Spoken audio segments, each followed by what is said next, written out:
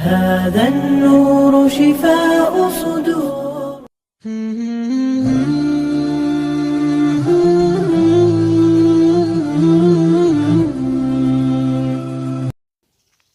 اعوذ بالله من الشیطان الرجیم. بسم الله الرحمن الرحیم. اما بعد، از کودکان عبرت گیرید. سلام عزیزان دل. کاش این قصه های عبرتناک برای بعضی از کلانسالان درس عبرت شود. روز یک پدر خواست فرزند خردسالش را سنجش کند. پس از او پرسید: پسر جانم، ما برای رفتن ماه رمضان و برای به آخر رسیدن این ماه غمگین می شویم و این ماه را یاد می کنیم. پس آیا رمضان هم برای ما غمگین می شود و ما را یاد می کند؟ کودک خرد به سوی پدر چنین جواب داد: ای پدر جان، ماه رمضان البته برای ما غمگین می شود و ما را هم یاد می کند. برای همین هر سال 10 روز پیشتر می آید و ما را خبر می گیرد. ای کاش کلانسالان ما نیز مثل این کودک با عقل شوند. حتی بعضی مردم با آمدن ماه رمضان غمگین می شوند و می گویند باز همین رمضان آمد، باز همین روزگیری سر شد. ولی صحابه پیغمبر خدا صلی الله علیه و سلم مثل ما و شما نبودند، بلکه 6 ماه پیش ماه رمضان را منتظر می شدند. خداوند در قرآن در سوره قدر آیت 4 می فرماید: در آن شب، یعنی در شب قدر، تمام ملائکه های آسمان همراه جبرائیل علیه السلام به زمین فرود می آیند و نظارت می کنند که کی به چی کار مشغول است. افسوس که جبرائیل در شب قدر نزد ما می آید، ولی ما باشیم نه قرآن می خوانیم و نه یاد پروردگار را می کنیم، بلکه به دنیا داده شده و محبت آن داده شده ایم. صد افسوس.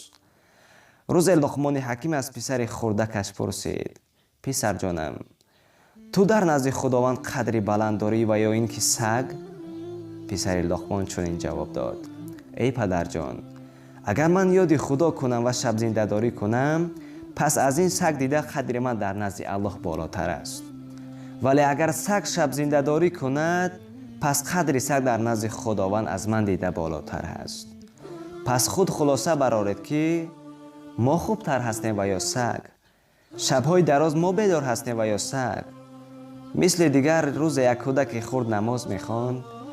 پس مرد به او گفت: ای پسرک، تو حالا خرد هستی، چرا نماز میخوانی؟ کودک چنین جواب داد: وقتی که مادرم طعام میپزد، اول چوبهای خرد را در آتش میپرتاید که تیزتر بسوزند. میترسم که مبادا روز قیامت خداوند اول کودکان خرد را در آتش دوزخ نپرتاید. عزیزان دل، عقل خود را به عقل کودکان مقایسه کنید. کودکان چندین خصلت‌هایی دارند که این خصلت‌ها در پیغمبران وجود دارند. یکم، هیچگاه دروغ نمیگویند. پیغمبرها هم دروغ نمیگویند. دوم، مال دنیا را دوست نمیدارند. یعنی چیزی که به دست کودک بدهی او را میپرتاید و میشکند. پس پیغمبرها هم دنیا دوستار نیستند. سیوم، قهری و کینه‌گیری نمیکنند. هرچند کودک را رنجانی، پس یک بار نوازشش کن، پس در حال آشتی میکند و با آغوشت میآید. پس پیغمبرها هم چنین خصلت داشتند.